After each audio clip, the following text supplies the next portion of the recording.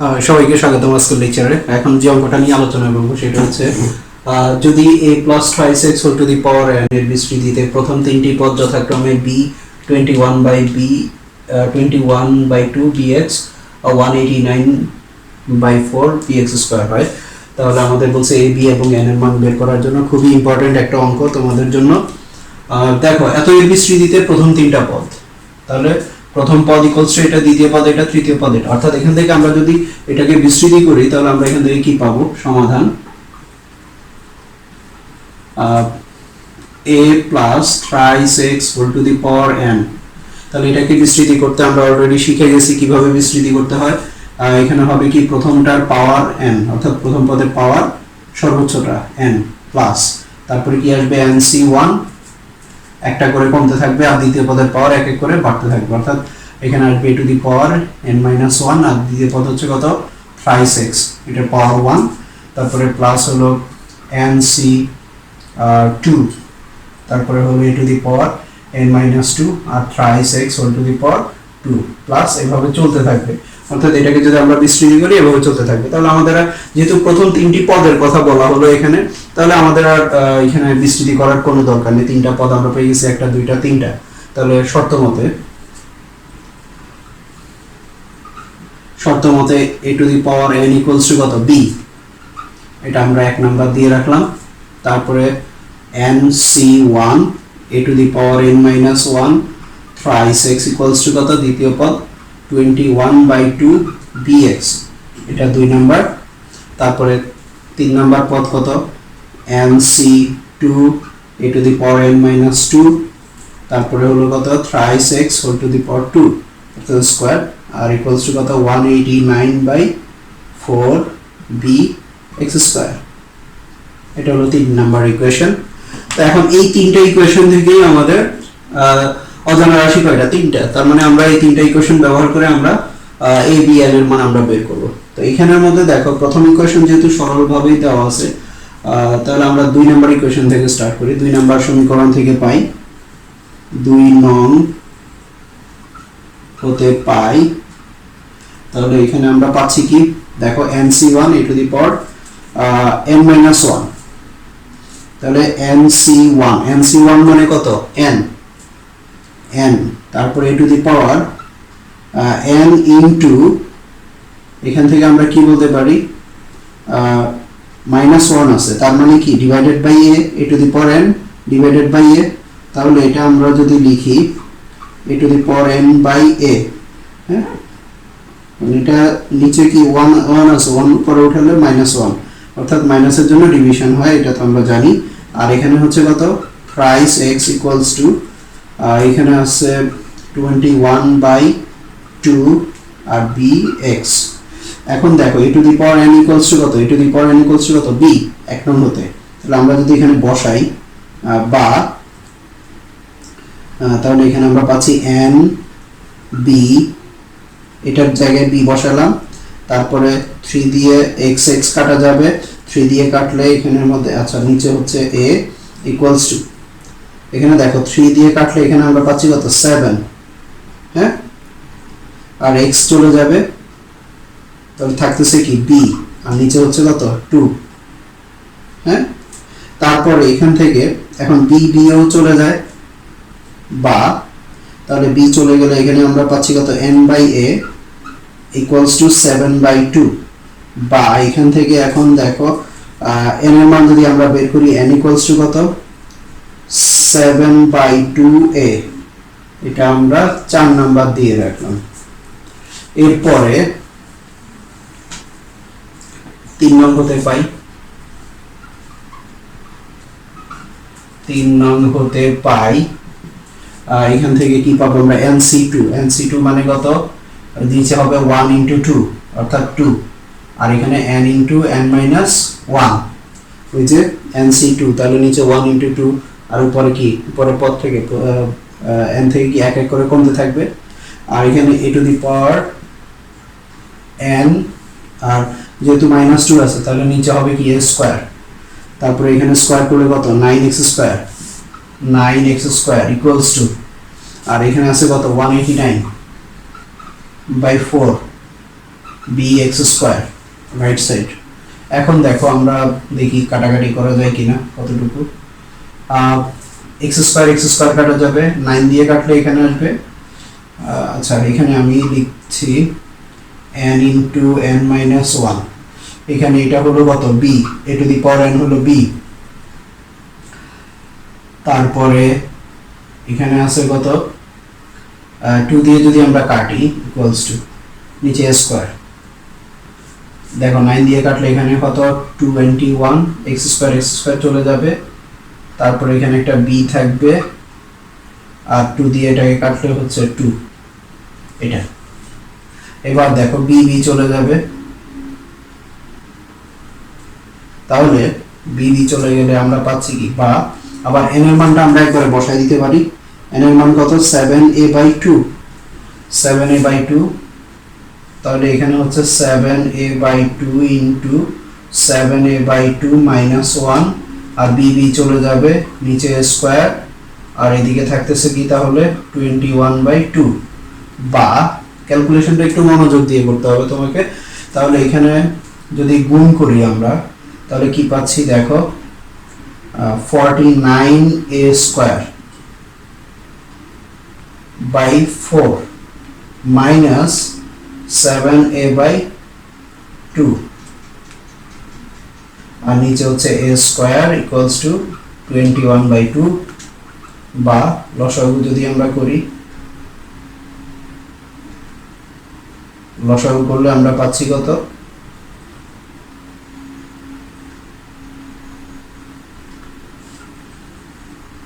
4 হবে, তাহলে 49a square minus 14a divided by 4, আর এখানে a স্কয়ার ইকুয়ালস টু 21/2, বা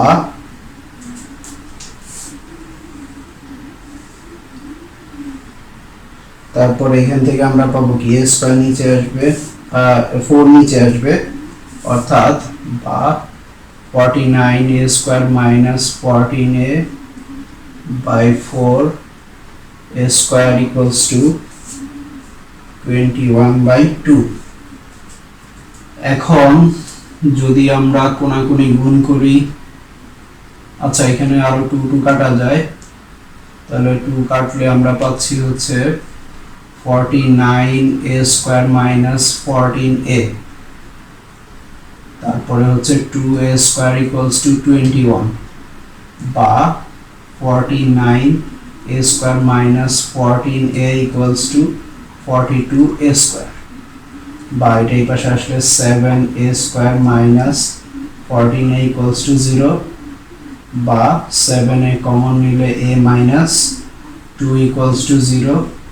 এখন আসো এর মান 0 হবে না, এর মান 0 হলে তো এখানে এটা ডিরেক্টলি আমরা 3x two the power n পেয়ে যাচ্ছি, তাহলে এখানের মধ্যে আসবে a minus 2 equals to 0, a not equals to 0, তাহলে সুতরাং a equals to কত 2।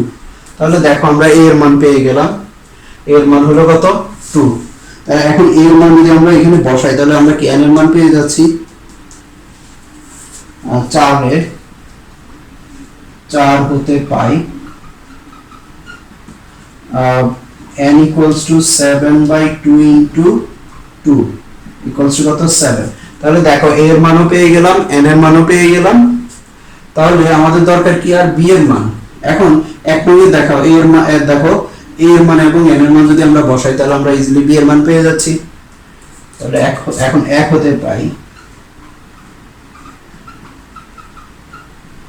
1 হতে পাই b equals to 2 to the power 7 equals to 128। তাহলে এর মান 2, এর মান 2, b এর মান 7, এখানে a এর মান 2, b এর মান 7, সরি n এর মান 7, b এর মান হলো কত 128। এটাই হলো আমাদের आंसर।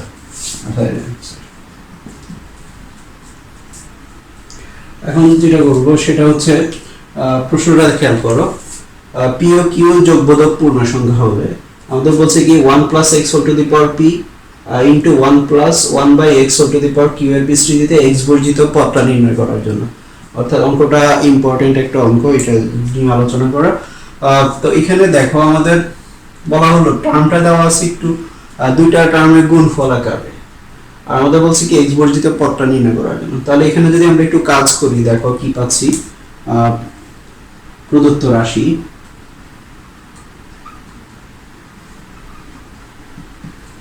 ইকুয়ালস টু কত 1 plus x whole to the power p into 1 plus 1 by x whole to the power q, তাহলে ইকুয়ালস টু এখান থেকে যদি আমরা এটাকে একটু সরল করি 1 plus x whole to the power p, আর এখানে হচ্ছে এক্স, তাহলে এখানে আমরা পাচ্ছি এক্স প্লাস 1, এক্স প্লাস 1 পুরোটার পাওয়ার কিউ, তাহলে এখানে আমরা লিখতে পারি না এক্স পাওয়ার কিউ এটার পাওয়ার কিউ, তাহলে ইকুয়ালস টু 1 প্লাস এক্স, এটাও 1 প্লাস এক্স, পাওয়ার হচ্ছে p, এখানে হচ্ছে পাওয়ার হচ্ছে কিউ, তাহলে এখান থেকে আমরা কি লিখতে পারি 1 plus x whole to the power p plus q, যোগ হবে পাওয়ার আর নিচে x to the power Q.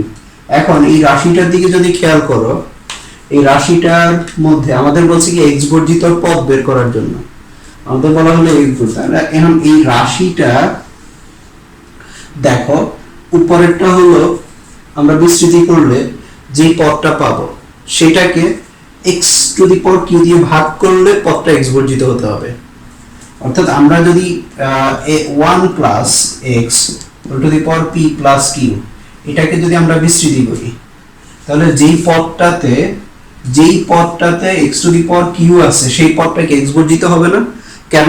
কারণ নিচে এই যে দেখো এত এর বিস্তৃতিতে, তাহলে এখানে divided by x to the power q মানে কি, এখানে divided by x to the power q, তাহলে x to the power q বাদ গেলে আমরা কি পাচ্ছি, এখানে বাদ গেলে এখান থেকে x বর্জিত পদটা পাবো। তার মানে কি আমাদের টার্গেট হচ্ছে কি 1 plus x whole to the power p plus q, এত এর বিস্তৃতিতে x বর্জিত পদটা বের করে নেওয়া।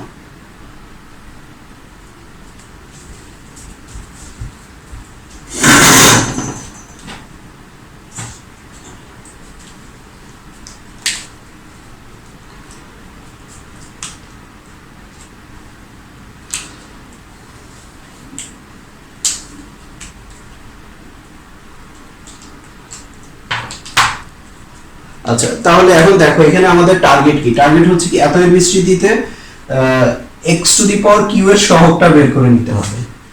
তাহলে এত এর বিস্তৃতিতে যেই পদটাতে x to the power q থাকবে সেই পদটাই হচ্ছে x বর্জিত পদ। তাহলে এখন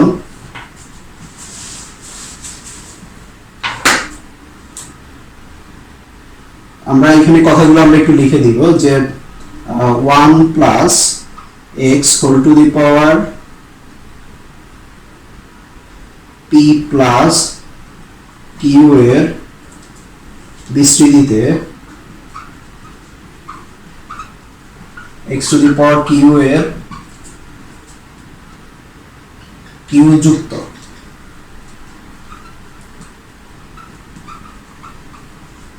পদটি হবে প্রদত্ত রাশির বিস্তৃতিতে x বর্জিত পদ। কেন হবে সেটা তো বুঝতে পারছো। তাহলে এখন দেখো এখানে আমাদের 1 plus x whole to the power p plus q, এত বিস্তৃতিতে আমাদের কি করতে হবে, x to the power q এর সহগটা বের করতে হবে। তাহলে আমরা যদি ধরে নিই এত বিস্তৃতিতে 1 plus x whole to the power p plus q এর বিস্তৃতিতে r প্লাস 1 তম পদ কত ইকুয়ালস টু কত আসবে, p প্লাস কিউ সি আর, তারপরে 1 টু দি পাওয়ার যাই দিই না কেন সেটা 1 হবে, তাহলে x টু দি পাওয়ার কি হবে r হবে। তা এখন দেখো এখানে ব্যাপারটা সহজ হয়ে গেল না, যে আমাদের বলছে এত বিস্তৃতিতে x to the power q যুক্ত পদটা বের করতে হবে। তাহলে এত বিস্তৃতিতে আমরা পেলাম r প্লাস 1 তম পদ হলো এটা, তার মানে কি এখানে r এর মান কত হলে আমরা x to the power q পাবো, r এর মান কিউ এর সমান হলে। অতএব তাহলে এখানে আমরা লিখব অতএব x to the power r এর সহগ ইকুয়ালস টু কত, p প্লাস কিউ সি আর। তাহলে এটা যদি হয় অতএব x to the power q এর সহগ কত আসবে? x to the power q এর সহগ equals to p plus q c কি হবে q আর এর জায়গায় q হবে। তাহলে আমরা পেলাম কি x to the power q এর সহগ, তার মানে কি এই পদটাই হলো x বর্জিত পদ। কার বিস্তৃতিতে? এতএর বিস্তৃতি। কারণ কি দেখো তুমি x to the power q এর সহগ এটা পাইছো, তাহলে পদটা হলো কি 2x to the power q, আর ডিভাইডেড বাই যখন x to the power q দিবা তাহলে x to the power q x to the power q বাদ যাবে।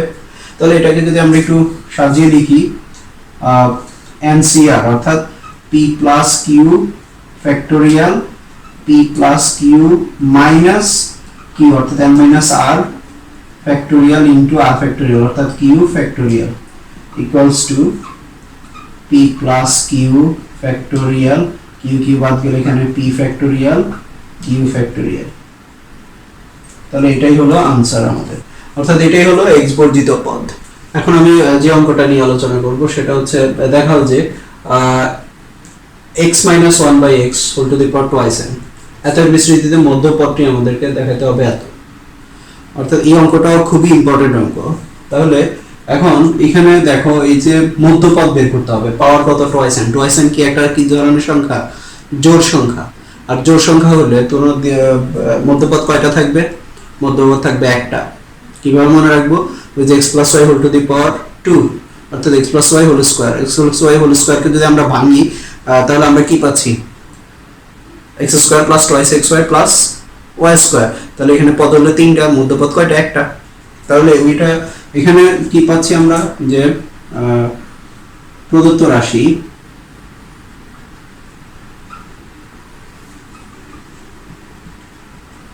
x - 1/x whole to the power twice n। তাহলে এখানে টুয়াইস n একটি জোড় সংখ্যা, অতএব মধ্যপদ থাকবে একটি। মধ্যপদটি হলো এবং মধ্যপদটি হলো কত? কি করতে হয়? টুয়াইস n/2 + 1 তম পদ বা কত? n + 1 তম পদ। তাহলে দেখো n + 1 তম পদ, এত বিস্তৃতিতে n + 1 তম পদটাই হচ্ছে মধ্যপদ। তাহলে এখন দেখো আমরা যদি আমরা r + 1 তম পদ বের করি তাহলে r + 1 তম জায়গায় n + 1 তম অর্থাৎ কি r এর জায়গায় n বসিয়ে আমরা একবারে করে ফেলবো, বের করে ফেলবো পদটা। অর্থাৎ সুতরাং x - 1/x whole to the power twice n এর বিস্তৃতিতে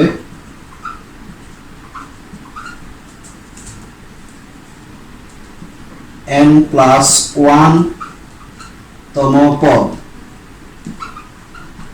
ইকুয়ালস টু কত আসবে? n তম পদ NCR অর্থাৎ twice n c r, r মানে হলো r + 1 তম, তাহলে এখানে আসবে n আর হলো x টু দি পাওয়ার কত? Twice n minus n into minus 1/x whole to the power কত? n। তাহলে এটা হলো মধ্যপদ। হ্যাঁ, তো এখন দেখো এটাকে আমরা ক্যালকুলেশন করে এই পর্যায়ে নিয়ে যেতে হবে। তাহলে এই ক্ষেত্রে equals to twice n cn, এটাকে আমরা যদি একবারে ভেঙে লিখি টুয়াইস n ফ্যাক্টোরিয়াল, নিচে হবে twice n minus n factorial আর হলো n ফ্যাক্টোরিয়াল। আর এখানে হচ্ছে x টু দি পাওয়ার কত? টুয়াইস n থেকে n গেলে n থাকবে, মাইনাস 1 এর পাওয়ার n থাকবে আর হচ্ছে 1/x two the power n থাকবে। তাহলে এটা কাটা যায়। তাহলে এখন এটাকে বিস্তৃতি করতে হবে। এখন আসো এটাকে আমরা আবার লিখতে পারি কি? টুয়াইস n ফ্যাক্টোরিয়াল আর এদিকে হচ্ছে কি n factorial into minus 1 two the power n equals to twice n কে যদি আমরা ভাঙি, আমরা 6 ফ্যাক্টোরিয়াল সমান কত 1 into 2 into 3 into 4 into 5 into 6, এটাই তো। অর্থাৎ যত ফ্যাক্টোরিয়াল বলবে 1 থেকে গুণ করে তত পর্যন্ত সংখ্যাগুলোর গুণফল। তাহলে টোয়াইস n ফ্যাক্টোরিয়াল মানে কি 1 থেকে শুরু করে, তাহলে এখানে আমরা equals to twice n factorial, তার মানে কি 1 into 2 into 3 into 4 into 5 into 6 into এভাবে কত, শেষেরটা হবে টোয়াইস n। আর তাহলে তার আগেরটা কি হবে, তার থেকে এক, নিচে দেখো শেষেরটা হলো কত 6, তাহলে তার আগেরটা কত, তার থেকে এক কম, তার মানে টোয়াইস n মাইনাস 1 হবে তার আগেরটা। আর নিচে আছে কত n factorial n factorial n factorial n factorial minus 1 two the power n। এখন দেখো যেহেতু সংখ্যাগুলো গুণাকারে আছে, যেমন এখানে সংখ্যাগুলো গুণাকারে আছে, তাহলে এগুলো কি আমরা এভাবে লিখতে পারি না 1 ইনটু 3 ইনটু 5 আর হলো 2 ইনটু 4 ইনটু 6, সমস্যা হবে কোনো? মানের কোনো পরিবর্তন হবে না, অর্থাৎ আলাদা করতে পারি আমরা, গুণাকারে আছে। এই কাজটাই সেম এখানে করব আমরা, অর্থাৎ 1 ইনটু, এখন কেন করব, আবার কোশ্চেন হলো এটা কেন করব, দেখো প্রমাণের দিকে তাকো, 1 ইনটু 3 ইনটু 5 ইনটু 12 মাইনাস 1 আছে, এই জন্যই আমাদের ওটা ওইদিকে যেতে হবে, অর্থাৎ 1 ইনটু 3 ইনটু 5 এভাবে চলতে থাকবে, আর বিজোড় 1 3 5 এভাবে, তাহলে কি আসবে 2n মাইনাস 1 আসবে, এটা আসলো একটা। আর এদিকে আসবে কত 2 4 6 এভাবে কত 2n, আর এদিকে minus 1 two the power n, আর এদিকে n ফ্যাক্টোরিয়াল n ফ্যাক্টোরিয়াল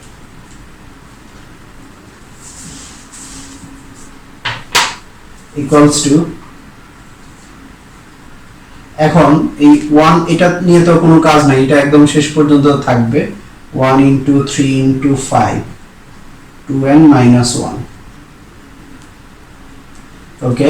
আর এখান থেকে দেখো এই সংখ্যাগুলো 2 2 4 6 এগুলো কি আমরা এগুলো লিখতে পারি না 2 ইনটু 1, তারপরে 2 ইনটু 2 4 কে, তারপরে 2 ইনটু 3 6 কে লিখতে পারি, আর এদিকে হচ্ছে 2 ইনটু n।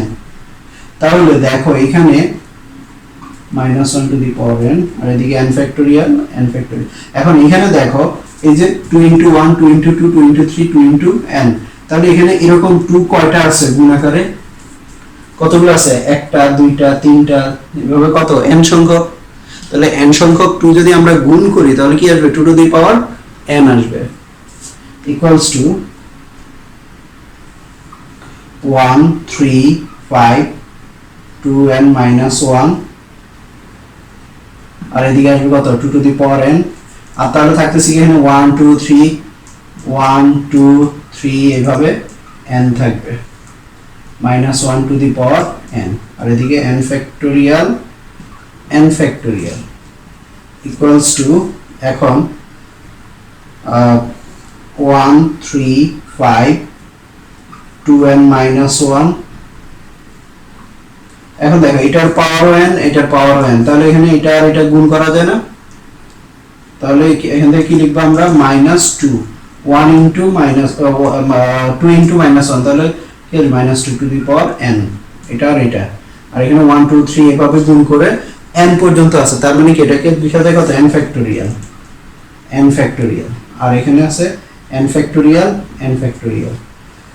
এখন n ফ্যাক্টোরিয়াল একটা কাটা যায়, বাকিটা হলো কি 1 into 3 into 5 2n minus 1 dot dot, আর এদিকে হচ্ছে n ফ্যাক্টোরিয়াল থাকবে, আর এদিকে minus 2 whole to the power n। দেখো এটাই আমাদেরকে প্রমাণ করার জন্য বলা হলো, অর্থাৎ মধ্যপদটা হলো এটা।